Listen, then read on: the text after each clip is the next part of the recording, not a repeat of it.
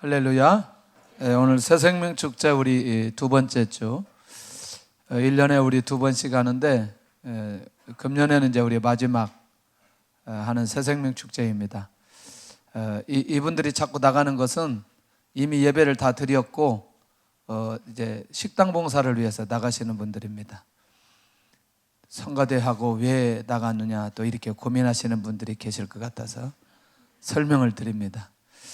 특별히 우리 오늘 강사님은 우리 김미진 간사님인데 다른 교회는요 모시려고 아무리 해도 3년 동안 못 모시는 교회도 있어요. 우리 교회 이렇게 자주 오셔서 얼마나 감사한지. 그 유튜브로 지난번까지는 한 8천만인데 지금 한 9천만 정도 가지 않겠냐. 개인이 아마 개인 강의 말씀을 아마 국내적으로 이렇게 많이 들은 분이 없습니다. 사실은. 또 가는 곳곳마다 이 하나님의 역사가 일어나고 사람들이 변화되고 헌신하고 결단하고 이렇게 귀하게 사용하시는데 오늘 또 오전에 새생명 축제 오늘 이 시간 하고 그 다음에 오후부터는 왕의 재정부흥회로 바로 이어집니다. 말씀이 전혀 다릅니다. 그렇기 때문에 같이 은혜 받으셨으면 좋겠고 오늘은 이제 이 본문도 제가 다 정해갖고 이렇게 하시면 좋겠다 해가지고 제가 다 정했는데 최고의 행복한 자 할렐루야. 오늘 그런 시간이 됩니다. 할렐루야. 나오실 때 할렐루야 우리 환영하도록 하겠습니다. 할렐루야.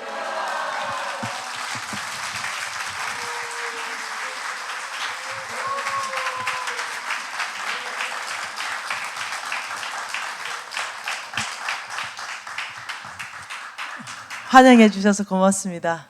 예, 이 새가나안 교회는 또 저의 교회이기도 하잖아요, 그죠? 여러분 교회에서 개척했잖아요. 여러분 교회에서 뉴비전 교회 개척하셨잖아요. 강남에 있는 뉴비전 그 교회 거기 제가 유치부 유년부 선생님입니다.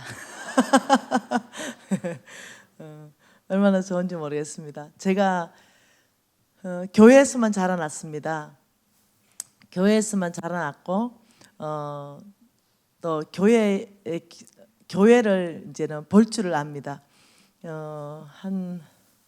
이제는 전 세계 교회를 다니네요. 전 세계 교회를 정말.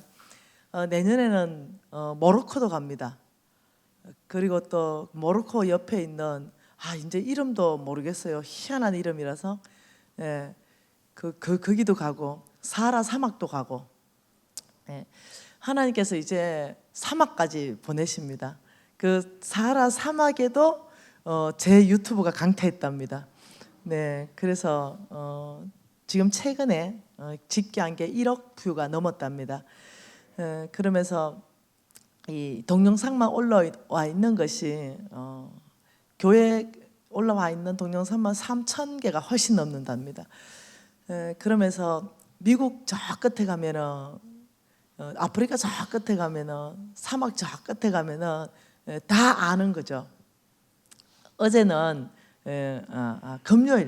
금요일은 이제 NC 비전 센터가 건립된 고성에 거기 이제 가는데 중간에 홍성근 목사님하고 저하고 그리고 또 두 형제하고 한 자매하고 5명이 이제 중간에 어떤 휴게소에서 내려서 밥을 먹는데 라면 한 그릇씩 시켜서 먹었습니다. 한참 먹고 있는데 자매 5명이 김미신이다 그래가지고 막 또 홍 목사 옆에 막 팔짱 끼고 앉아서 김미신이다 이래놓고 홍 목사 옆에 이제 팔짱을 끼고 그리고 막 사진을 찍는 거죠. 이 서성이 이래 만들어 놨으니 이 서성이 귀한 거죠. 그래 막 커피 타오더니 나는 안 주고 홍 목사 이렇게 해주시고 네 그러면서 그 앞에 이제 형제들이 깜짝 놀라는 거예요. 와, 이 말로만 듣더니 이게 실질적으로 어디를 가나 막 연예인 수준이니까 놀라는 거죠. 그래서 제가 많은 교회를 하나님이 한국 안에서 보냈습니다. 그게 매일 집회가 있습니다. 매주 집회가 있습니다. 많은 교회를 다니고 많은 목사님들하고 교제하게 했습니다. 그러니까 제가 교회 목사님들을 생리를 또 너무 잘 알게 됐고 교회 생리를 너무 잘 알게 됐습니다. 그래서 새 가족이 오실 때는요 가장 염려하시는 게 뭐냐면은 요즘 교회가 어느 교회가 좋은지도 모르겠고 또 잘못 가면 이단이라고 말하던데 그리고 또 어느 목사님이 좋은지도 모르겠다. 이런 어떤 불안함이 있습니다. 제가 교회를 섬길 때는요 항상 제가 뭘 했냐면은 새가족부에서 제가 봉사를 했고 그리고 늘 연말에 정산해 보면 세 번째 안에 들어가는 제가 전도자였습니다. 늘 상 받았습니다. 그러니까 새가족들 심리를 제가 제일 잘하는 것이 불안한 거예요. 교회는 나가고 싶은데 불안한 것은 이 교회도 가봤다가 또 저 교회도 가봤다가 이 목사님 설교를 들어봤다가 저 목사님 설교를 들어봤다가 이 새가족들이 불안해서 그래요. 근데 오늘 이 새 가나안 교회에 오늘 새가족으로 오신 초청해서 오신 여러분 안심하십시오. 저는 많은 한국 교회를 이미 다 돌아다녀 봤습니다. 많은 목사님을 알죠. 많은 교회가 또 있습니다. 그렇지만 하나님이 그 교회 전체를 또 다 이렇게 활발하게 쓰시진 않습니다. 많은 목사님이 있죠. 또 하나님 또 그 목사님 전체를 또 다 활발하게 쓰시진 않습니다. 중요한 게 있습니다. 이 파도가 일 때 하나님이 쓰실 때 거기에 있는 것이 중요합니다. 건강한 교회인가 일할 때 저는 제가 보장할 수 있습니다. 새 가나안 교회는 건강한 교회입니다. 새 가나안 교회 담임 목사님 좀 괜찮으신 분이십니다. 우리 새 가족들이 당황할 수 있는 건 좀 촌스럽다 느낄 수 있지만 자꾸 보면 정이 듭니다. 네, 그리고 또 자꾸 보면 어머 잘생기셨다 또 이런 생각이 듭니다. 그냥 처음에만 좀 촌스러운 이유는 머리를 이발소에 목욕탕에 가서 깎으셔서 저렇게 됐어요.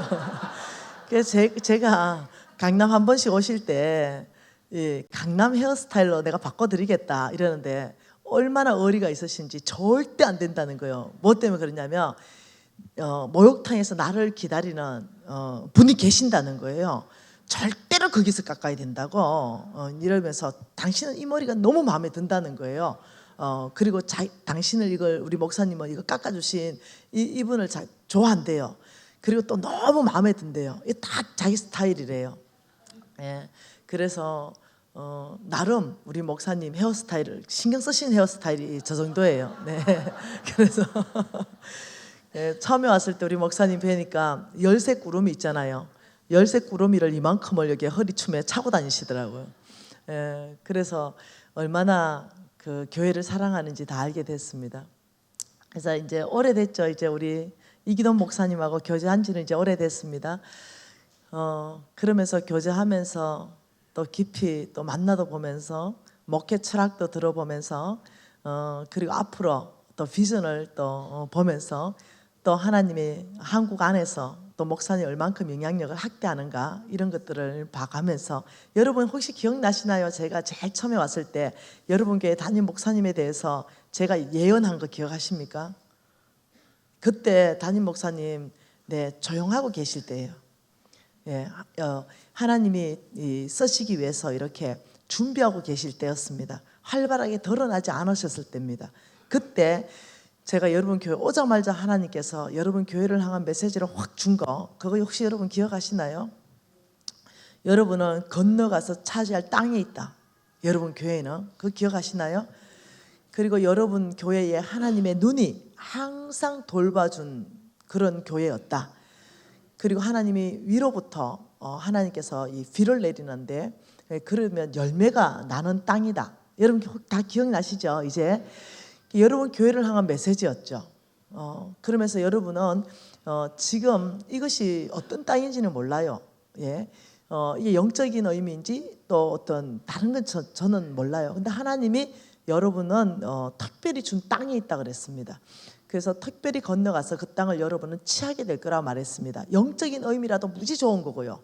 이것이 실질적인 의미라도 여러분 교회는 무지 좋은 거예요. 그러면서 그 땅에는 하나님의 비를 내리는데 그 건너가서 처지할 땅에는 비를 내리는데 굉장한 열매가 있는 그런 땅이라고 말씀하셨고, 담임 목사님에 대해서는 또 말씀하셨죠. 이사갈 자손의 여러분 리더 그룹의 시세를 알고 마땅히 행할 자를 아는 귀가 열려 있다. 하나님에 대해서 이렇게 말씀하셨죠. 그래서 여러분에게 제가 예언으로 선포했습니다. 우리 담임 목사님은 이사갈 자손의 그 리더 지파로 하나님이 부르셨다. 한국 교회 안에 리더로 계속적으로 이렇게 하나님께서 이끌어가고 어떤 이 모델로 하나님 계속 만들어 가실 것이다. 그 여러분 팔자인 줄 알고 잘 섬겨라 내가 이렇게 말한 적이 있습니다. 근데요, 그 이유에 한번 봐보십시오. 하나님이 여러분 교회를 얼마나 급성장했는지를 한번 여러분 보십시오. 제가 처음에 왔을 때 여러분 교회하고 지금하고 올 때마다 너무너무 달라지는 거. 그러면서 여러분 교회를 성장시키면서 여러분 담임 목사님을 더 중요한 자리로 하나님이 이끌어가는 걸 보십시오. 여러분이 보셔야 돼요. 우리 목사님하고 얘기를 했지만은 목사님이 하고 싶어서 하는 게 아니에요. 하나님께서 쓰시기로 원하시는 거죠.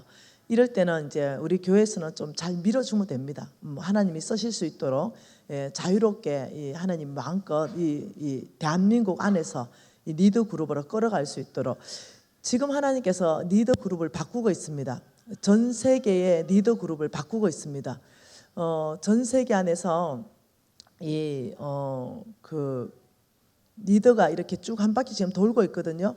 이제 미국으로 갔거든요. 근데 이게 지금 아시아 쪽으로 오고 있습니다. 비전을 하나를 봤습니다. NCMN하고 이제 세가난 교회와 강남 성전 루비전 교회는 네트워크 교회인데 이 어떤 비전을 어떻게 봤냐면은 하나님이 그림으로 보여주셨죠. 그 그림이 오래 전에 본 거예요. 제가 유튜브에서는 가끔 얘기하고 우리 식구들 안에는 많이 얘기합니다. 길이 났죠. 한국 안에서 고속도로가 열렸습니다. 이 고속도로가 쫙 열렸어요. 산촌과 농촌과 산골짜기까지 그 고속도로가 다 열렸습니다. 그래 깜짝 놀랐죠. 그런데 그 길이 갑자기 전 세계를 향하여 뻗어나가는 거예요. 그 길이 다 열리는 거예요. 전 세계에. 깜짝 놀랐어요. 그 내 눈앞에 그 펼쳐지는 그 광경이. 그러면서 한국 안에서부터 물이 나오기 시작했습니다. 길을 통해서 물이 나오기 시작했고 그 물이 전 세계를 향해 가지고 물이 이렇게 힘차게 밀고 나가는데 거대한 파도로 바뀌었습니다. 그리고 그 길을 그냥 뚫고 지나가는 거예요. 그 물이. 근데 그 물살이 얼마나 강한지 그게 힌두교, 불교인, 무슬림이 그 물살에 다 그냥 썰려 나왔습니다. 그리고 그 물살은 이 열방을 덮어버렸습니다. 그 그림을 보는데 그 그림에서 주님이 예수가 크게 이기신 마지막 시대의 그림을 보여주셨습니다. 그리고는 그 열방이 물이 덮였는데 큰 고기들 있죠. 입이 큰 고기들. 입이 큰 고기들이 그 물 거기에서 꽉 차게 모두가 하늘을 향해서 찬양하는 그림이었습니다. 그래서 이 그림을 지금 우리 NCMN에서는 그걸 이렇게 미술로 지금 그리고 있습니다. 근데 굉장한 이 그림 안에 하나님이 한국을 리더 국가로 마지막 때에 전 세계 안에 부흥을 일으키는데 한국을 쓰시기로 결정하셨다는 거, 이거는 많은 사역자들 입에서 많은 예언자들 입에서 이미 선포된 얘기입니다. 하나님은 이 한국 안에 다음 세대를 일으키실 것입니다. 분명히 하나님은 전 세계를 섬긴 다음 세대의 강력력 안에서 리더는 한국 안에서 나올 것입니다. 그래서 우리 지금 아들이나 우리 손자들은 한국 아이로 키우면 안 됩니다. 전 세계를 품은 크리스찬으로 키워야 됩니다. 성경적 기반을 많이 다져줘야 됩니다. 그래서 이 아이들이 마지막 때 대부흥의 주역으로 하나님이 쓰실 수 있는 그런 이 다음 세대로 키워내야 됩니다. 그래서 그것을 위해서 제가 헌신해서 영아부 유치부를 맡는다고 했고 하고 있습니다. 이 아이들을 어떻게 하면 믿음으로 키워낼까 하고 있습니다. 여러분 교회는 다음 세대를 얼마나 중요하게 생각하는지 여러분 담임 목사님 사모님이 친히 뛰어들었습니다. 그 아이들을 양육하고 그 아이들을 키워내고 얼마나 교회가 아름다운지 모르겠습니다. 새가족 여러분 걱정하지 마시고 등록하십시오. 이 교회는 건강한 교회입니다. 그리고 건강한 목사님이 계시고 교우들이나 또 이 장로님들이 싸우거나 이러지 않습니다. 네, 잘 장로들끼리도 연합하고 또 장로님들이 또 목사님하고도 연합하면서 건강하게 잘 가는 교회입니다. 그러니 이 교회 저 교회 안 다녀보셔도 괜찮습니다. 마음을 확정하시고 이 교회에 출석하셔도 괜찮다고 제가 추천하는 교회입니다. 얼마나 좋은지 모르겠습니다. 오늘 하나님이 주신 말씀은요, 요한복음 1장 12절 말씀이잖아요. 영접하는 자 곧 그 이름을 믿는 자들에게는 하나님의 자녀가 되는 권세를 주셨다, 이렇게 말씀하셨어요. 그러니까 하나님의 자녀가 되는 이 권세는 굉장한 권세입니다. 여러분, 예를 들면은 여러분이 실질적으로 빌 게이츠의 자녀이다 라고 생각하다면 어떨까요? 아니면 뭐 그 전 세계 가장 갑부 이러면 빌 게이츠잖아, 그죠? 네, 그 사람의 나는 실질적인 자녀이다 이러면 여러분 어때요? 아주 막 소망이 커지죠, 갑자기. 막 굉장한 소망이 커지면서 우리 아빠가 빌 게이츠다. 그 뭔가 그 빌 게이츠가 가지고 있는 그거는 다 나에게 흘러올 것 같은 기대함, 당연히 흘러오잖아요. 굉장한 소망이 있죠. 그래서 지금 오늘 말씀을 보니까 하나님의 자녀가 되는 권세다. 이 굉장한 거예요. 권세라는 단어는 굉장한 단어입니다. 모든 것을 다스릴 수 있는 합법적인 권리를 말하는 거예요. 하나님의 자녀가 되는 권세를 받는 유일한 길이 있습니다. 내가 하나님의 자녀가 된다 이러면 하나님은 전능자입니다. 여러분, 하나님은 우주 만물을 창조하신 분이십니다. 그분은 천국을 창조하셨고 그분은 지옥도 만드셨습니다. 지옥을 만드신 이유는 마귀와 그 사자들을 가두기 위해서 만드셨고, 천국을 만드신 이유는 하나님의 자녀들이 여러분 천국 가는 겁니다. 여러분, 우리는 이 땅에서 살다가 죽으면 끝나는 게 아닙니다. 저는 20대에 제가 가장 열정적으로 복음을 전도할 때는 20대였습니다. 그때는 제가 아주 그냥 예수 천당 불신 지옥 띠를 메고 저는 이 부산역으로 나갔습니다. 그러면서 제가 그 열정적으로 말씀을 전하고 이럴 때입니다. 그때 제가 영안이 잠깐 열린 적이 있었습니다. 그때 저에게 하나님이 보여준 것이 뭐였냐면은 지옥과 천국이었습니다. 그래서 지옥이 있는 거와 천국이 있는 거, 이것을 아주 잠깐 보여주셨습니다. 그리고는 어떠냐면 불 붙어버렸어요, 제 안에. 불 붙어가지고 절대로 지옥 가면 안 되겠다. 오직 사람들은 이 땅에서는 길어봐야 100년입니다. 8, 90년 살다가는 누구도 가야 됩니다. 죽어야 됩니다. 죽으면 무조건 지옥을 가든 천국을 가든 이 두 가지 중에 한 가지밖에 없는 걸 보았습니다. 성경 말씀 안에서는 죽으면 천국 가든지 지옥 가든지 이 두 가지다 이렇게 말씀하셨는데, 이 하나님의 자녀가 되는 권세는 뭐냐면 천국 티켓입니다. 이것은 천국 가는 보장입니다. 하나님이 계신 그곳에 자녀가 가는 것이 마땅합니다. 그래서 하나님과 자녀는 같이 살게 되어 있습니다. 하나님은 영이시고 우리는 육에 거하고 있습니다. 근데 육을 벗는 날이 죽는 날입니다. 우리는 육을 벗어버리고 끝나면은 이 땅에서 마음대로 살 수 있습니다. 그런데 육을 벗어버려도 끝나지가 않습니다. 우리의 영은 영원히 사는 것입니다. 지옥에서 영원히 살든 천국에서 영원히 살든 어느 곳에서든 영원히 살아야 됩니다. 그런데 그곳을 지옥을 표시하기에는 너무나 어떠냐면 마귀와 그 사자들을 가둬놓는 것이기 때문에 그 지옥은 끔찍한 곳입니다. 이 천국을 가려면 하나님께서는 딱 한 가지의 방법을 제시해 주셨습니다. 너희들이 예수 그리스도를 구주로 영접하라 이렇게 말했어요. 예수 그리스도를 구주로 영접하는 것, 이것은 간단합니다. 나는 죄인입니다. 우리 모두는 죄인이에요. 아무리 거룩하게 보이는 담임 목사님도 죄인입니다.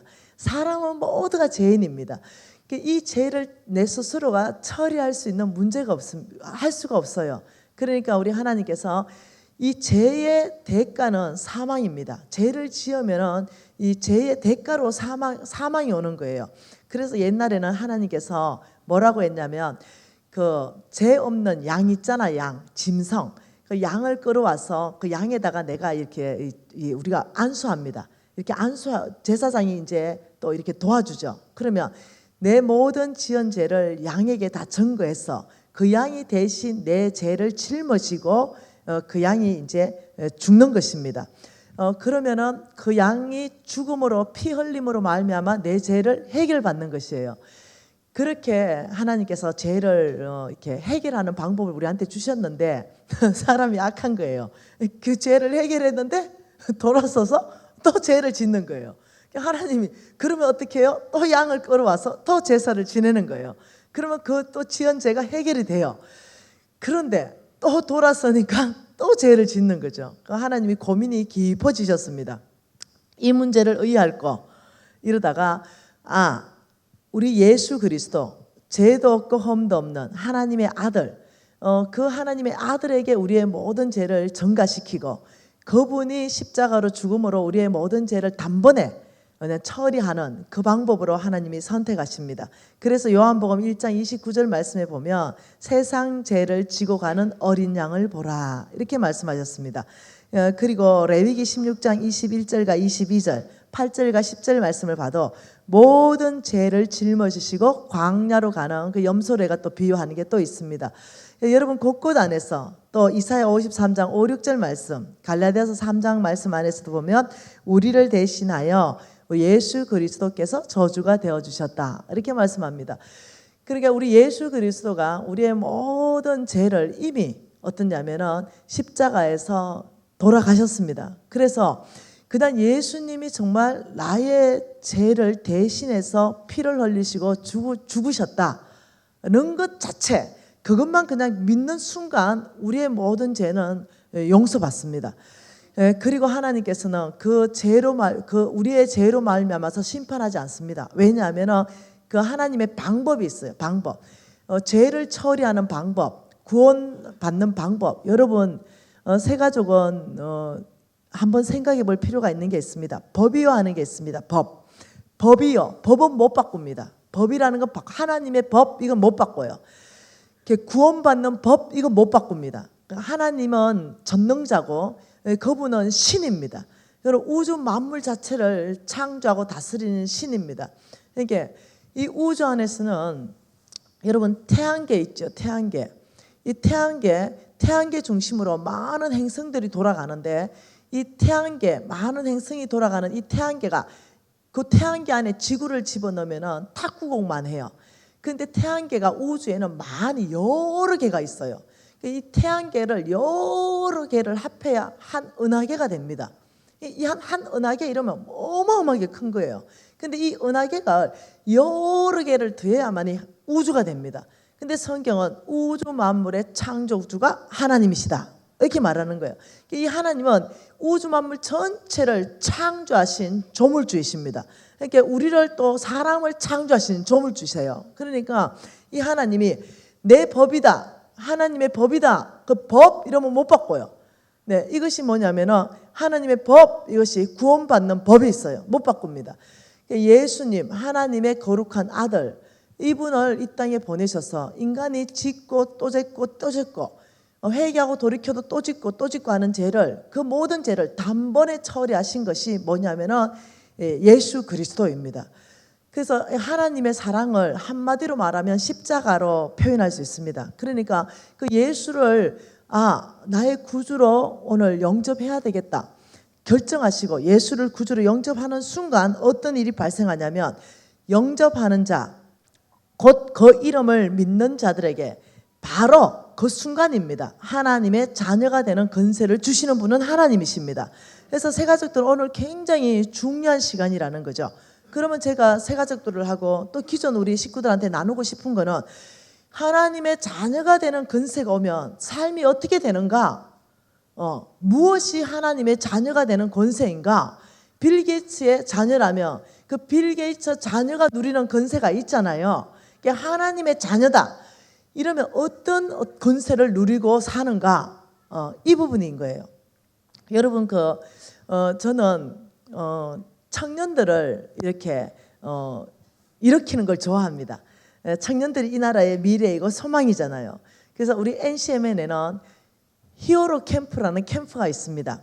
매년 1월 셋째 주에 3박 4일 동안 이 차세대 영웅들, 하나님 나라에 쓰임받을 영웅들을 300명을 초청해가지고 이들하고 집회를 하는데 다양한 아이들이 와요. 열방에서 옵니다. 외국에서도 많이 옵니다. 그리고 한국 안에서도 많이 옵니다.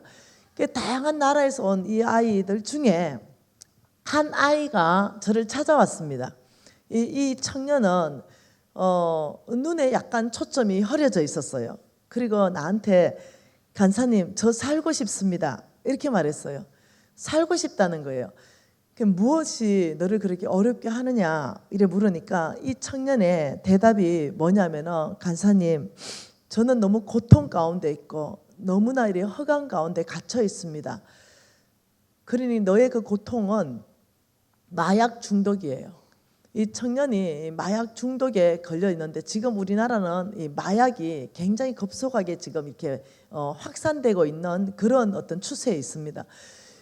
이 마약을 제가 손을 댔는데, 저는 교회 나갑니다. 저는 교회 나가는데 저는 이 마약에 손대게 됐습니다. 그러니 저의 양심이 못 견디게 합니다. 너무나 고통스럽습니다. 그래서 이 마약을 끊기 위해서 자기는 할 수 있는 모든 걸 다 해봤습니다. 그리고 회개하고 돌이켜도 봤습니다. 그리고는 자기가 집에 있는 물건을 막 훔쳐가지고 막 팔아가지고 또 마약을 사고 있는 자기 자신을 만났을 때 너무나 그 자신이 끔찍하게 싫은 거예요. 그걸 즐기는 것이 아니라 끔찍하게 싫은 거예요. 처음에는 호기심으로 갔다가 그 다음에 쾌락으로 갔다가 이제는 어떠냐면 그 자체가 너무 끔찍하게 싫고 이제 나오고 싶은 거예요. 그게 나오고 싶은 거죠. 그러면서 이 고통 가운데 나오고 싶은데 내가 할 수 있는 모든 방법을 다 해봤지만 나올 수가 없습니다. 이러는 순간 제가 그 아이의 말을 듣고 있는데 제 안에 말씀 한 구절이 쑥 지나가는 거예요. 그 말씀이 에스겔서 36장 말씀이 지나갔습니다. 그 말씀은 내가 너에게 새 영을 줄 것이고 새 마음을 부어줄 것이다, 이 말이었어요. 하나님으로부터 새 영이 부어주고 새 마음이 주고, 또 빌립보서 말씀이 또 지나갔습니다. 그리고 몇 구절 말씀이 더 지나갔습니다. 그러면서 이거죠. 너 안에 착한 일을 시작하신 이가 그리스도 예수의 날까지 이루실 줄 확신한다. 그러니까 이 아이 안에 새로워지고 싶은 그 마음을 넣어주신 분이 주님이라는 것을 제가 캐치를 했어요. 말씀이 막 지나가는 걸 통해서 이 아이 마음 안에 지금 새롭게 살고 싶고 정말 이렇게 그 마약 중독으로부터 헤어나오고 싶은 그 마음을 주신 분이 우리 주님이시구나, 이걸 그냥 캐치만 한 거예요. 근데 이 아이가 계속, 근데 간사님, 내 힘으로 못 나오니 저를 좀 도와주세요. 제가 이렇게 말했습니다. 내가 도와줄 수 있는 방법은 하나밖에 없다. 너가 결단하도록 도와줄 수밖에 없다. 이게 나는 우리 여러분 그 그림 중에 유명한 예수님이 바깥에 서서 문을 두드리는 거 있죠. 그 두드리는 그림의 특징이 뭐예요? 문고리가 없다는 거예요. 그러니까 우리 예수님은 두드립니다. 문을 두드려요. 근데 문고리가 없어요. 그러니까 강제적으로 그 문을 열고 들어가지 않겠다는 거죠. 두드리기만 하면 안에서 들어오세요 하고 열어줘야만 들어가신다는 거예요. 오늘 새가족도 마찬가지입니다.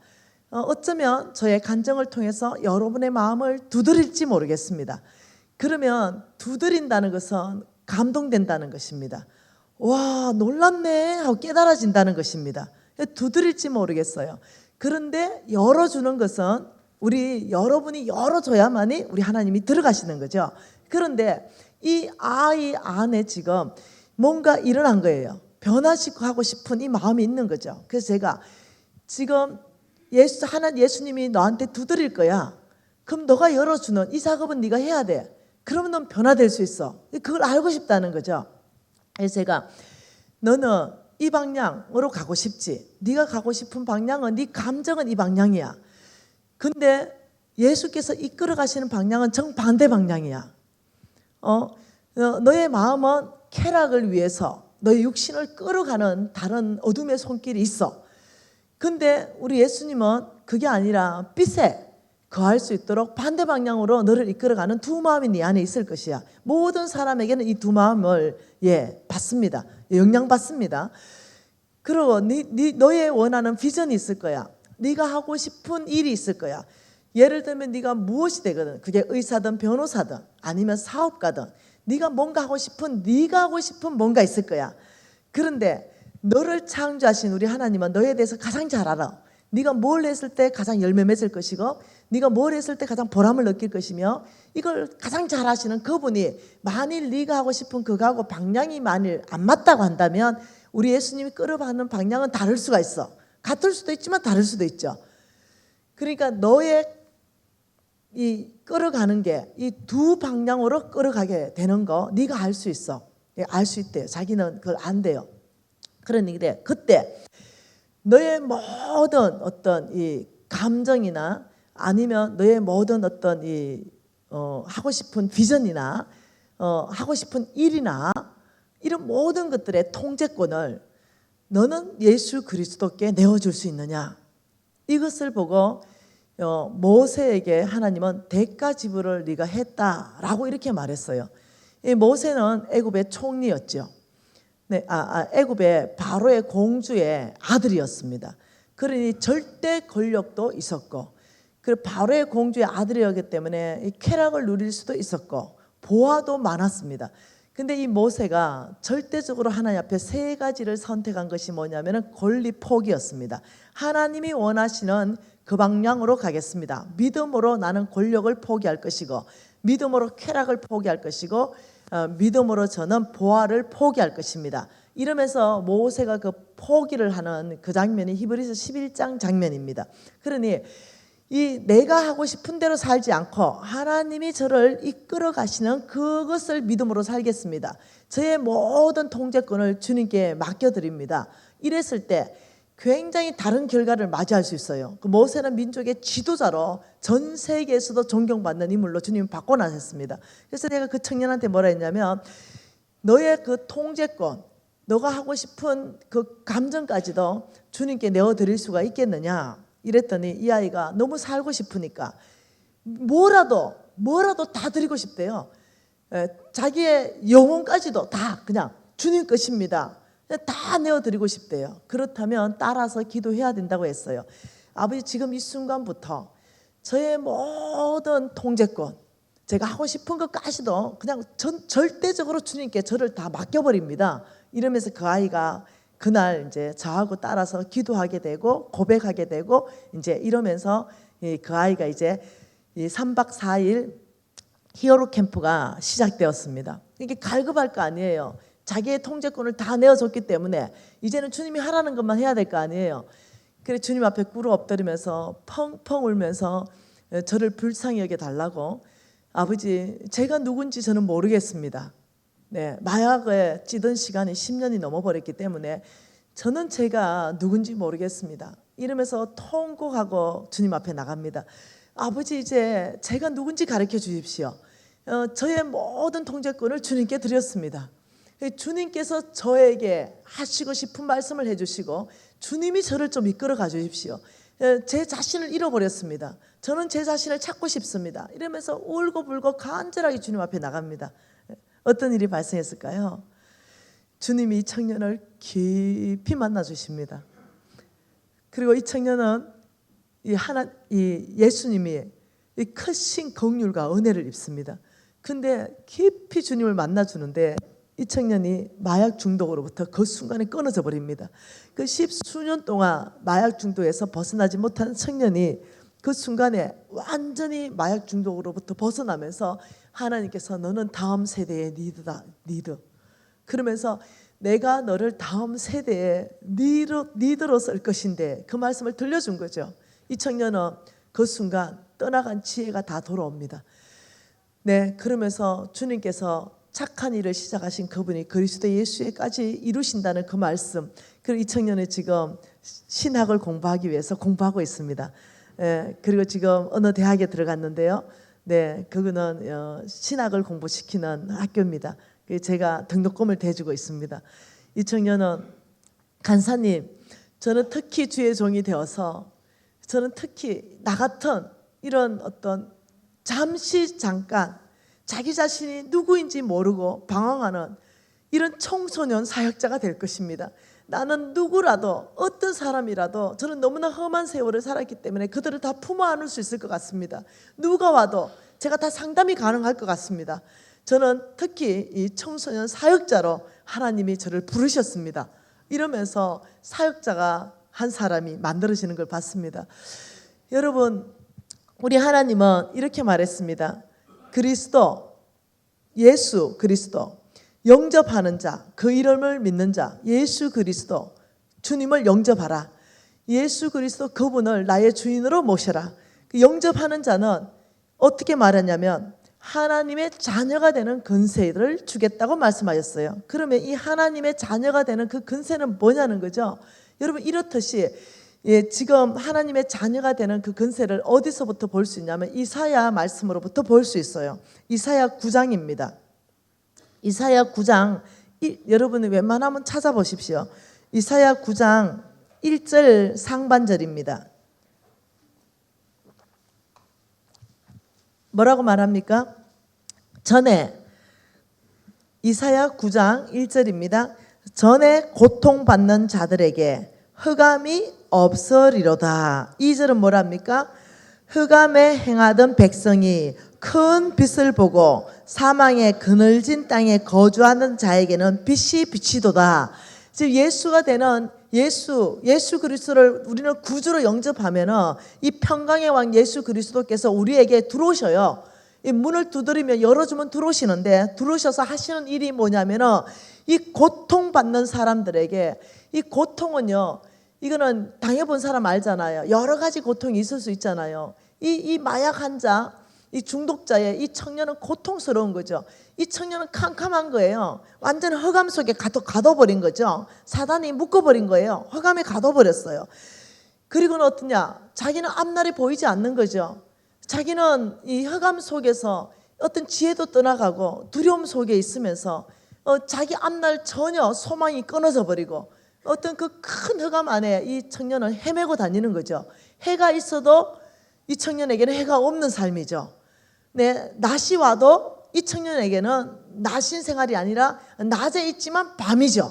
이 청년은 캄캄한 흑암에 갇힌 생활을 했죠. 그런데 예수 그리스도 그분을 영접하고 하나님의 자녀가 되면 어떤 권세가 오냐면은 그 어둠이, 그 사단이, 그 마귀가 우리를 그게 잡지를 못해요. 왜냐하면 하나님의 자녀를 빛입니다. 하나님의 자녀를 빛의 자녀라고 합니다. 그 흑암이 우리에게 있지만은 빛이 비춰버리면 여러분 여기에 전기불을 꺼버리면 다 흑암입니다. 근데 전기불을 켜는 순간 이 흑암은 견디지 못하고 다 나가야 돼요. 그렇듯이 하나님 예수 그리스도를 영접하면은 우리 안에 이런 일이 일어나 버리는 거죠. 그래서 이 청년이 그날 교회는 나갔지만 하나님의 자녀가 되는 권세가 뭔지를 몰랐는 거예요. 그냥 교회만 다녔던 거죠. 근데 실질적으로 주님을 정말로 영접한 거예요. 주님이 정말 나의 주인입니다. 주님이 나의 생각도 주장하시고 나의 앞날도 주장하시며 주님이 이끄시는 대로 살겠습니다. 주님을 진짜 주인이라는 건 뭐예요? 네, 나를 전체로 주장할 수 있다는 거죠. 나의 모든 것을 결정할 수 있다는 거예요. 주님이 나의 모든 것을 결정하십시오. 나의 주인은 주님이십니다. 그날 처음으로 그가 영접하게 된 거예요. 교회는 못해서부터 다닌 애예요. 그런데 교회만 다녔던 거죠. 주님이 나의 주인으로 모든 걸 내어드리지를 못했죠. 근데 그날 하나님께서 흑암에 행하는 그 청년을 큰 빛으로 완전히 비춰가지고 그 흑암에서 건져내버립니다. 그래서 흑암에서 건져내버리니까 이 아이 눈이 열려버린 거예요. 내가 무엇을 해야 되는지 알아버린 거예요. 내가 어떻게 살아야 되는지 알아버린 거죠. 내가 리더라는 걸 알아버린 거예요. 그 이제 사단의 나라는 깨져버리는 거예요. 이게 하나님의 자녀가 되는 권세입니다. 여러분, 이것은 굉장히 큰 얘기입니다. 한 구절 더 봐보십시다. 이사야 9장 4절 말씀 뭐라고 합니까? 이는 그들이 무겁게 맨 멍에와 그들의 어깨에 채찍과 그 압제자의 막대기를 주께서 꺾으셨다 이렇게 말했어요. 놀라운 말이죠. 이것은 평강의 왕이 오셔서 예수 그리스도가 오셔서 우리에게 행하시는 일들이에요. 어떤 일이 일어나는가 합니다. 하나님의 자녀에게 평강의 왕 예수 그리스도가 나의 구주일 때 우리에게는 어떤 일이 일어나는가? 첫째, 그 어둠이 없어진다. 두 번째, 무겁게 맨 멍에. 여러분, 각 사람이 메고 있는 멍에는 다 다릅니다. 어떤 사람은 어떤 이 시대가에 어떤 갈등으로 너무나 고통스러운 사람도 있고, 어떤 사람은 부부간의 갈등으로 굉장히 고통을 겪는 사람이 있고, 어떤 사람은 경제적인 영역 때문에 그 때문에 굉장히 고통을 겪는 사람이 있고, 어떤 사람은 그냥 교회 안의 관계나 사회 안의 관계나 어떤 관계가 풀리지 않아서 굉장히 어려움이 있고, 무엇이든지 우리를 너무 짓누르는 거, 이것이 무겁게 먼 맹해입니다. 우리가 짓눌리는 거예요. 그러면서 뭐라냐, 압제자들, 채찍, 그 어깨에 채찍과 압제자는 우리를 아프게 하는 겁니다. 굉장히 우리를 고통스럽게 하는 거죠. 우리 무겁게 우리의 삶이 다 눌러버리고, 그리고는 또 채찍, 우리가 굉장히 그것을 인하여 너무 우리가 상하는 거예요. 아픈 거죠. 근데 우리 예수 그리스도는 그걸 다 꺾어버린다는 거예요. 이 하나님의 자녀가 되는 권세는 이런 것들이 다 꺾여버린다는 거죠. 근데 저는 이것을 실질적으로 경험하였고 실질적으로 보았다는 것입니다. 여러분, 지금 여기에 제가 보니까 제가 아는 분이 여러 분이 계십니다. 실질적으로 제 간증을 맞습니다 라고 말해줄 사람도 지금 여러 분이 계세요. 저는 이제 NCMN에 섬기고 있는 간사 아닙니까? 거기에는 500명이 한꺼번에 모입니다. 학생과 간사들을 포함하면 한 500명이 움직이는데, 그 500명이 왔을 때 어떤 상태로 왔는지는 다 몰라요. 그렇지만 막 예배하기 시작하고 찬양하기 시작하고 이럴 때 하나님께서 저에게 한 말씀 하신 게 있습니다. 오늘 내가 병을 고치겠다고 말씀했어요. 오늘 내가 이 병든 몸을 고치겠다 이랬습니다. 근데 무슨 병인지는 말씀하지 않았었어요. 그냥 병든 몸을 오늘 고치겠다, 그냥 이렇게 말씀하셨어요. 그래서 제가 말씀하신 대로 막 찬양하는 중에 제가 뛰쳐나갔습니다. 그리고 마이크를 잡았죠. 여러분, 하나님께서 오늘 하나님의 자녀에게, 왜 하나님은 전능자이기 때문에 그 무겁게 먼 맹해가 그 병일 수가 있는 거죠. 오늘 병든 몸을 치유한다고 말씀하셨습니다. 혹시 여러분 중에 이 말씀을 믿음으로 받으실 분은 하나님을 찬양하십시오, 이렇게 했죠. 근데 어떤 자매가 그 믿음으로 받았어요. 나는 몰랐어요.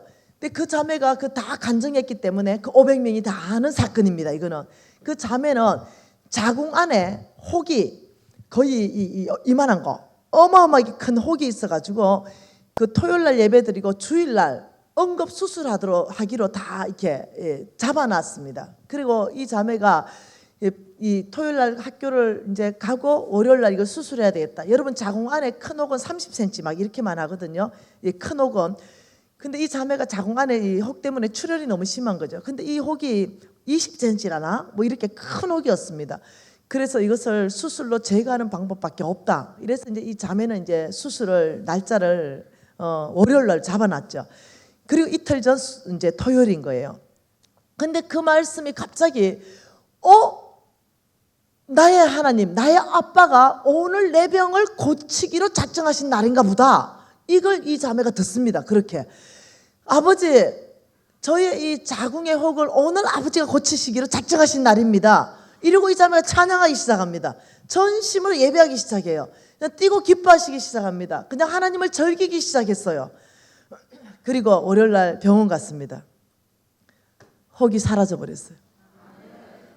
깨끗해져 버린 거예요. 그리고 돌아와가지고는 막 나한테 온 거예요. 간사님 가서 어떻게 이런 일을 하나님이 저에게 하셨어요? 너무 감사해요. 이러면서. 여러분, 이것이 뭐냐면 하나님의 자녀가 되는 권세입니다. 병을 다스릴 수 있는 권세입니다. 왜 그러냐면 예수 그리스도가 이루어놓으신 모든 것은 하나님이 나한테 줄 것이라고 했습니다. 너희들은 예수가 하신 모든 일을 할 것이요 그것보다 더 큰 일을 할 것이다. 우리에게 준 권세입니다. 예수 그리스도를 영접하는 그 자는 하나님의 자녀가 되는 권세를 주셨다. 예수 그리스도는 병을 이기셨습니다. 예수 그리스도는 죽음도 이기셨습니다. 그러니 이 하나님의 자녀에 되는 권세는 이것을 누릴 수 있는 권세입니다. 여러분, 어느 날 또 예배 드리기 시작했습니다. 근데 그날은 이제 몇 달 전입니다. 몇 달 전이었고 광주 체리스쿨이 열렸고 예배 드리기 시작했습니다. 그런데 한 예배 중간쯤 됐는데 하나님이 특정 질병을 저한테 가르쳐 주셨습니다. 그러면서 뭐라고 했냐면 오늘 내가 디스크 환자를 고치겠다 이렇게 말씀하셨습니다. 제가 이해하는 건 이겁니다. 이 병 이것으로부터 자유케 하는 것이 아버지의 뜻이라는 겁니다. 그래서 전능자의 뜻이라는 겁니다. 그 자녀가 병이 걸렸으면 고쳐주고 싶은 것이 아버지의 뜻이라는 겁니다. 그래서 제가 하나님의 뜻을 알았죠. 오늘은 특별히 38년 된 병자가 거기 있었겠습니까? 그 여인을 만나러 오신 예수님. 많은 병이 있었겠지만 그날 그 38년 된 그 병자를 고치셨잖아요. 그렇듯이 우리 예수가 되는 그 자녀는 그 병을 어떠냐면은 이 권세라는 자체가 병 자체로부터 노임받는 거 이것이 당연한 권세입니다. 그래서 제가 마이크를 들고 선포합니다. 오늘 하나님께서는 디스크 환자를 고칠 것입니다. 예, 그래서 허리 부분에 문제가 있는 사람 이것을 믿음으로 받으십시오. 이러고는 예배하기 시작해. 누구도 기도하지 않았습니다. 그냥 각자가 예배하십시오. 누구의 기도 때문에 낫는 것이 아닙니다. 우리 하나님의 능력이 여러분을 치료할 것입니다. 우리 한국 사람은 머리 디미는 거 너무 좋아해. 예, 그 누구 때문에 고쳐지는 게 아니에요. 하나님의 능력이 그냥 치유하는 거예요. 그래서 각자가 하나님의 능력을 찬양하고 각자가 그냥 믿음으로 반응하며 각자가 전심으로 예배하십시오. 그런데 거기에 강주 지부장님 그 사모님 자매가 허리 디스크 때문에 그렇게 고생을 했다는 거예요. 병원에 다녀도 안 되고 그렇게 했는데 그날 완전히 고침을 받아버렸다는 거예요. 그래가지고 이스라엘까지 여행을 다녀왔다는 거예요. 그 이후로 늘 그렇게 힘들었는데 자유를 얻었다고. 여러분 한 번은 또 예배하기 시작했습니다. 하나님이 담대하게 선포하라 그랬습니다. 병명은 가르쳐주지 않았습니다. 그냥 불치병이라고 말씀하셨습니다. 그래서 선포하기 시작했습니다. 여러분 오늘 주님께서 불치병을 치료한다 하셨습니다. 혹시 내가 불치병이면 이것을 하나님의 자녀인 여러분은 받으십시오. 하나님을 누리십시오. 이래서 예배하십시오. 그리고 예배했는데 그날 그 말씀을 들은 사람 중에 혈액암 말기가 있었습니다. 병원에서 포기했습니다. 왜냐하면 혈액암 말기였기 때문에. 그런데 어떤 사람이 그걸 받습니다. 병원에서 포기했는데 내가 하나님의 자녀라는 순간을 아는 순간 하나님이 누군가? 그분은 전능자이시며 죽은 자도 일으키시는 그 하나님, 내 병을 못 고친다는 자체가 이해가 안 돼. 내가 하나님의 자녀인데 하나님의 자녀가 되는 권세는 아버지의 모든 능력이 나한테 부어지는 것인데 아버지의 모든 지혜가 나한테 부어지는 것인데 할렐루야 오늘 하나님께서 나의 혈액암을 고치셨습니다 이러면서 선포하면서 예배하기 시작했습니다. 근데 어떤 일이 발생했을까? 6개월 후에 완치받아 버렸어요. 끝나버렸습니다. 그리고 지금도 NCMN에 와가지고 봉사하고 또 이렇게 간사로 섬기고 이러는 자매입니다. 늘 그게 고맙다고 나한테 빈손으로 오지 않아요. 의리가 있어. 항상 보면 10만 원 넣어줄 때도 있고 커피 한 잔 뽑아줄 때도 있고 너무 감사하다고. 한 번은 또 이런 일이 있었습니다. 특정 질병을 말씀하셨습니다. 네, 그것은 뭐였냐면은 오늘 하나님이 기머거리의 길을 여신다고 했습니다. 기머거리에 대해서 말했습니다. 그래서 제가 마이크를 또 받습니다. 오늘 하나님이 못 듣는 자의 길을 여신다고 했습니다. 오늘 하나님께서 그 자녀가 되는 하나님의 자녀에게 아들, 딸에게 베푸시는 은혜는 못 듣는 자의 길은 열릴 것입니다. 여러분 못 듣는 자는 주님 앞에 반응하십시오. 그랬는데 기머거리가 둘이가 있었어요. 네. 근데 그 두 사람의 귀가 다 열렸습니다. 그리고 간증하기 시작했습니다. 두 사람의 귀가 다 열린 거죠. 여러분 또 한 번 예배 드리고 있었습니다. 주님께서 저한테 말씀을 했는데 제가 믿음이 없는 거예요. 뭐라고 말씀하셨냐면 오늘 생산하지 못하고 잉태하지 못하는 그 가정에 내가 오늘 생산하게 하고 잉태하게 할 것이다. 그 어떤 이 하늘의 문을 열고 그 잉태할 수 있도록 내가 그 태의 문을 다 열어버릴 것이다. 이렇게 선포하라 그랬는데 갑자기 주저하게 되는 거예요. 이걸 선포하는데 그래서 내가 아버지 컨펌해 주십시오. 이 말씀에 대한 컨펌을 해 주십시오. 이러고 제가 타이밍을 찾고 전심으로 예배드리고 있었습니다. 그런데 갑자기 홍성근 목사님이 마이크를 받더니 방언하기 시작했습니다. 근데 그 방언의 통변이 제가 따라 나오는데 깜짝 놀랐어요. 그것이 뭐였냐면 이거였습니다. 오늘 하나님께서 생산하지 못하고 잉태치 못하는 자의 태문을 연다고 하십니다. 믿음으로 받으십시오. 이 얘기였습니다. 그리고는 이제 그냥 누가 생산했는지 누가 생산 못했는지 우리는 몰라요. 그래 놓고는 계속 예배 드리는 거죠. 그런데 두 부부가 그걸 받습니다. 오늘 나는 하나님의 자녀가 되었는데 우리 하나님은 전능자요. 우리 하나님은 죽은 자도 살리시는데 우리가 지금 10수년 동안 애가 없는 이 고통을 주님이 오늘 들으셨다. 이 고통 가운데 하나님이 응답하려고 하는 저 축복의 선물은 나의 것이다. 우리가 취하자. 이랬는데 그 남편이 무정자증이에요. 믿음 좋죠? 네. 그리고 열심히 노력했어요. 그래서 지금요 애가 100일 됐어요.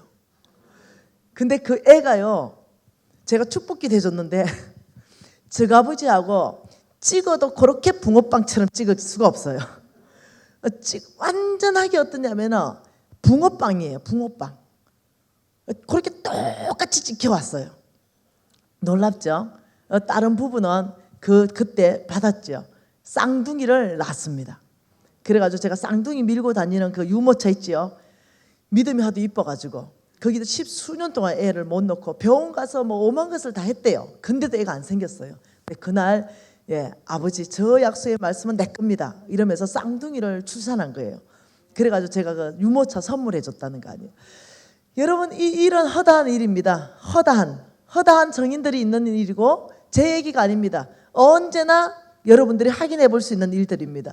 허다한 일이에요. 이것이 무엇이냐? 오늘 본문에 읽었던 영접하는 자, 그 이름을 영접하십시오. 믿으십시오.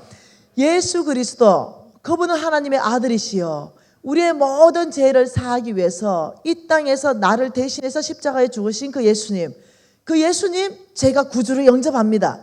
여러분 이 기독교는 간단합니다. 네, 그냥 영접하는 순간, 예수님이 내 주인으로 영접합니다 하는 순간 여러분 놀랍도록 우리는 하나님의 자녀가 되는 건세가 오기 시작합니다. 네, 그렇게 되면 달라져 버려요. 삶이 달라집니다. 여러분 저는 고신 4대입니다. 고신 4대 이러면 여러분 진짜 존경해야 돼요. 눈빛이. 네, 굉장히 미담의 집안이라는 거예요. 고신 4대 이러면은 어르신들은 알아요. 요즘은 뭐 고신이든 통합이든 합신이든 합동이든 뭐 감리든 이런 것이 별로 뭐 순복음이든 다 비슷비슷해졌어요. 근데 우리가 어릴 때 신앙생활 할 때 아주 뚜렷한 특징이 있었습니다. 그래서 특히 고신이다 이러면요 굉장히 복음주의입니다. 그러니까 오직 그냥 이 순수한 하나님의 말씀을 지키기 위해서 이들은 주일날 돈 10원도 안 씁니다. 오직 주일은 주님과 함께 예배드리고 전도하고 기도에 힘쓰고 주일날 돈 안 쓰고. 그러니까 한편으로 다른 눈으로 보면 좀 율법주의가 아닐까 이래 볼 수도 있지만 저는 그렇게 안 봅니다. 어쨌든지 말씀 중심, 교제 중심으로 살기 위해서 노력했었어요. 그러니까 고신 4대 이럴 것 같으면요 와 이렇게 해줘야 말이 맞는 거예요. 여러분 너무 몰라도 너무 모르는 거야. 고신 4대에 와 네 거기에 성경을 제가 250독 읽었어요. 250번. 지금은 그것보다 훨씬 더 읽었어요. 그랬지요. 하루에 3시간 기도 꼬박 했지요. 그러니까 나는 이런 생각했어요. 나는 굉장히 괜찮은 크리스찬이다. 이렇게 저는 알고 있었어요. 쏟고 있었죠. 제가 이것이 언제 깨졌냐면 저는 사업가였습니다. 큰 사업가였는데 제가 망했어요. IMF 때 망했습니다. IMF 때 망할 때 제가 불치병을 얻었습니다.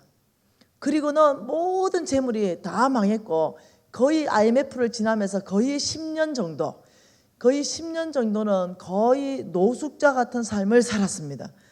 아주 갈급해졌어요. 되게 잘 살았었거든요. 근데 굉장히 갈급해지고 굉장히 낮아졌습니다. 도대체 왜 이렇지? 성경 안에서 하나님의 자녀가 되는 이 권세와 나는 뭐지? 나는 왜 이렇게 불치병에 걸려 있어야 되고 나는 왜 이렇게 망해가지고 빚을 50억이나 져야 되지? 그리고 이 빚을 50억 진 이 빚쟁이들이 사채업자들이 찾아왔습니다. 그래서 막 머리털 뽑아버리고 그리고 옷 입고 있는 이거 모든 거 뜯어버리고 이러면서 너무너무 수치를 당하는데 1년 가까이를 제가 수치를 당합니다. 그러면서 이 정신이 약해지면서 제가 굉장히 살기 어려워져서 스스로 그냥 죽어버리는 게 낫겠다. 여기까지 가버렸죠. 근데 이제 못 죽고 있었는데 살아난 거예요. 실질적으로 믿음이 없는 거죠. 이런 상황 가운데 제가 뭐가 끊임없이 풀리지 않는 의문이었냐면, 예수 그리스도 그 이름을 영접하는 자는 하나님의 자녀가 되는 권세를 줬는데 하나님의 자녀다. 이렇다면 지금 내가 살고 있는 이 삶은 아니라는 거예요. 완전히 병 들어가지고 완전히 낙심해 있고 완전히 재물은 부도나가 50억을 빚 못 갚아가지고 빚쟁이들한테 쪼돌려 다니고, 이거 뭔가 내 신앙이 잘못되지 않았는가, 이걸 되돌아보는 그런 시간들이 있었어요. 어느 날이었죠. 제가 예배하는 장소에 갔는데 무슨 일이 발생했냐면 아주 그냥 낙심했어요. 왜냐면 아주 못된 이 일수 아저씨가 왔어요. 이 일수 아저씨가 와가지고 저를 이렇게 다 뜯어버렸어요, 옷을. 그래서 굉장히 수치를 당했죠. 그래서 제가 마음이 막 상해가 낙심해가지고 어떤 일이 있었냐면은 예배하는데 제가 이렇게 꿇어앉았어요. 그리고 그냥 눈물을 뚝뚝뚝 흘리고 있었어요. 그리고 다른 사람은 이제 찬양하고 있었어요. 근데 예배 인도자가 갑자기 우리 모두 다 일어나십시다 이러는 거예요. 나 일어나고 싶지 않은 거예요. 예, 지금 빚쟁이한테 옷 다 뜯겨가지고 머리털 다 뽑혀가지고 그냥 내 심정이 그냥 막 죽고 싶은데 그게 막 일어나가지고 예배하고 싶지 않은 거죠.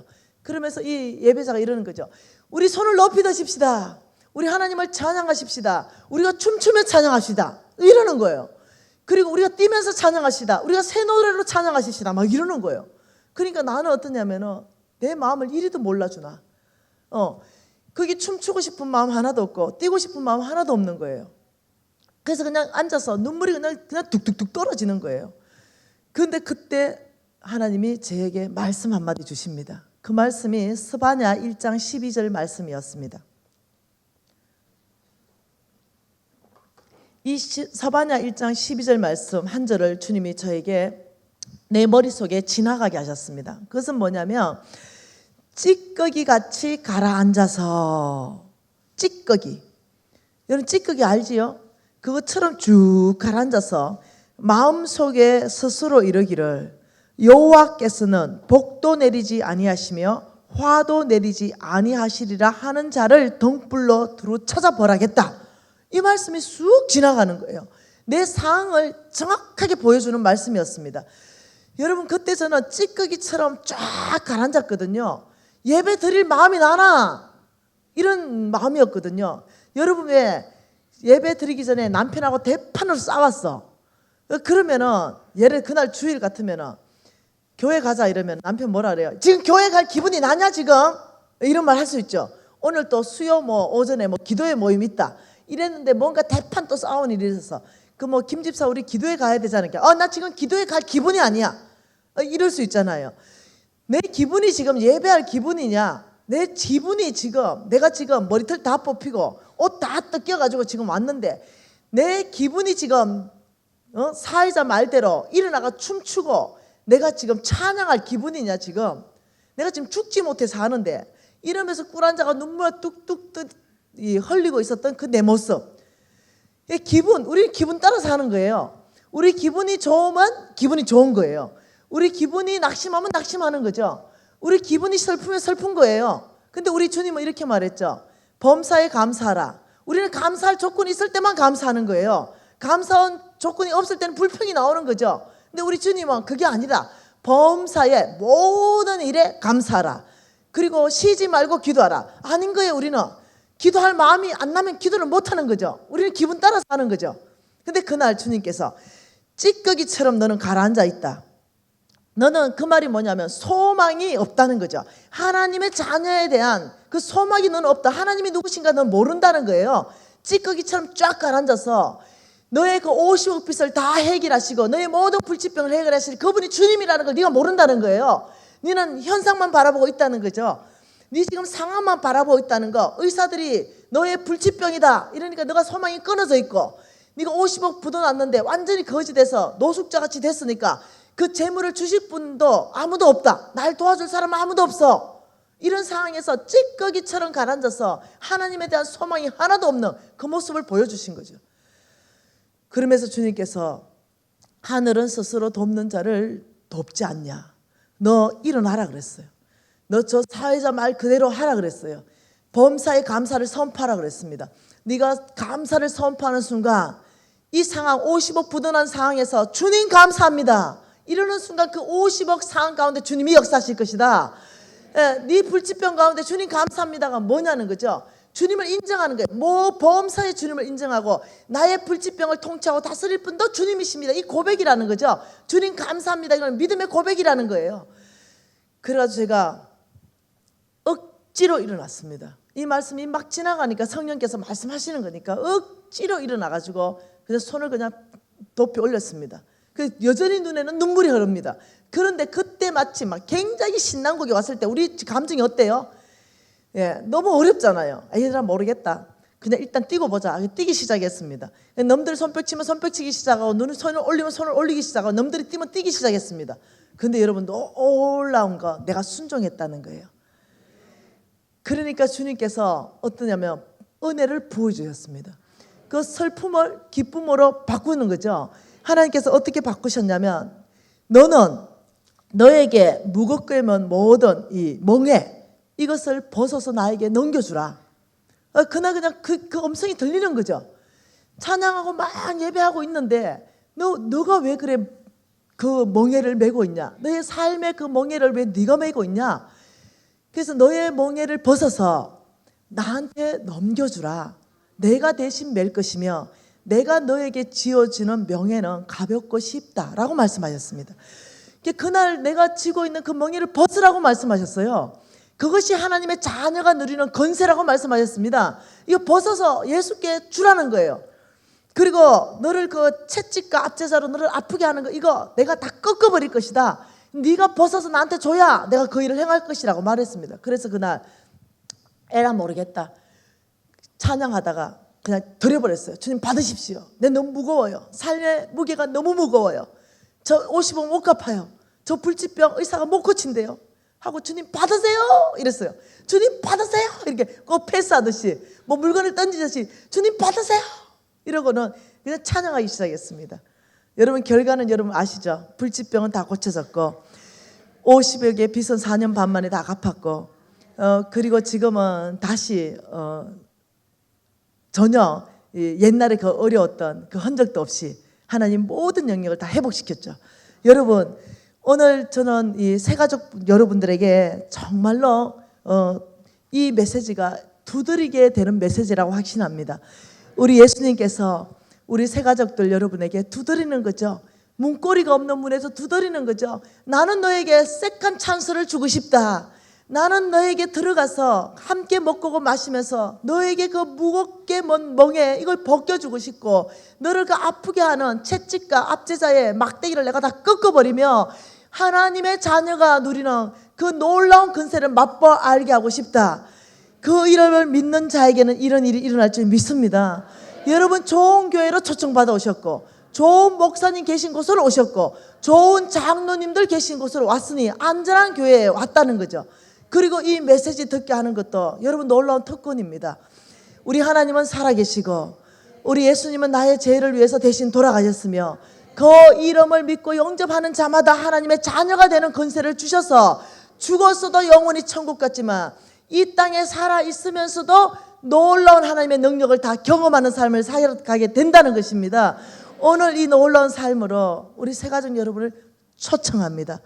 여러분 우리 함께 신앙생활 하면서 정말로 저 강사의 간증이 정말 수많은 허다한 사람들이 일어나는 그런 하나님의 능력.